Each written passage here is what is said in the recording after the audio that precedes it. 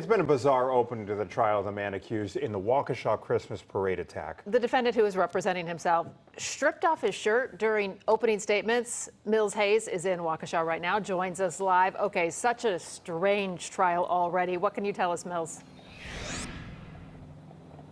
Yeah, Sally and Anthony, it definitely has been. We actually just heard opening statements from the government. They said that Brooks came through the parade route and just killed the joy that day and caused a lot of terror. But earlier today, we were supposed to actually have opening statements this morning, but they were delayed because right from the top of the court proceedings, Brooks started with his arguments.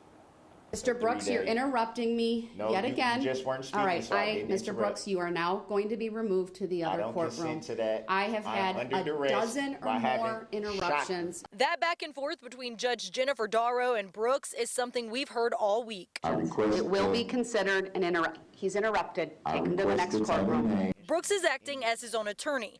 After Brooks was taken to a separate courtroom Thursday, he appeared shirtless, and the judge says he threatened to throw items. Brooks put his clothes back on before the jury came in.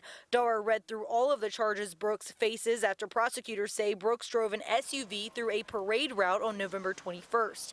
He continued to object multiple times. I would like to correct the record and say that I am sovereign. That means he's claiming the government has no legal control over him. The fact that he's trying to claim that he's a sovereign citizen shows the desperation of his defense. Ian Main is an associate professor at the University of Wisconsin Law School. Even if he genuinely believes that he is a sovereign citizen, has no bearing on his proceedings. This is going to end up with a guilty verdict. There's no question about that.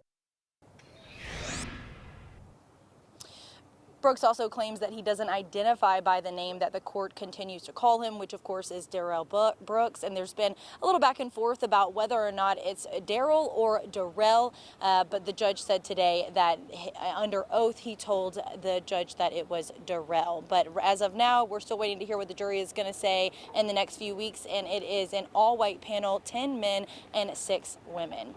In Waukesha, Mills Hayes, Fox 32. Mills, thanks so much for explaining that all to us.